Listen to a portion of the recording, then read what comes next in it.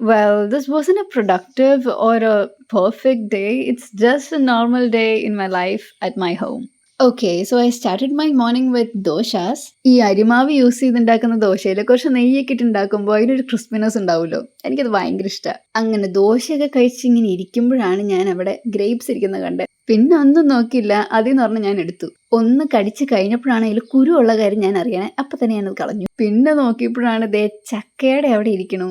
അതീന്ന് ഒരെണ്ണെടുത്ത് കഴിച്ചു. And after that I wash the plate and ഒരു ഗ്ലാസ് പാലും കുടിച്ചു. പിന്നെ ഞാൻ കിച്ചണിൽ ഒരു ചെടി വെച്ചിട്ടുണ്ടായിരുന്നു. അതിന് കുറച്ച് വെള്ളമൊക്കെ ഒഴിച്ചു കൊടുത്തു.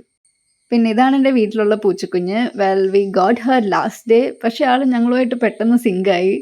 ആളെ ഉറക്കത്തിൽ നിന്ന് എണീപ്പിച്ചിട്ട് ഞാൻ പിന്നെ കുറച്ച് ഫുഡ് കൊടുത്തു.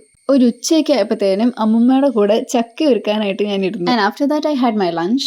പിന്നെ ഈവനിങ് എനിക്കും എൻ്റെ അനിയത്തിക്കും വേണ്ടിയിട്ട് ഞാൻ ബുൾസൈ ഉണ്ടാക്കി, അതേപോലെ ഒരു അട കഴിച്ചു. അമ്മുമ്മ ഉണ്ടാക്കുന്ന അടയ്ക്ക് ഭയങ്കര ടേസ്റ്റാണ്. പിന്നെ സന്ധ്യയൊക്കെ ആയപ്പോഴത്തേക്കും വിളക്ക് കത്തിച്ചു.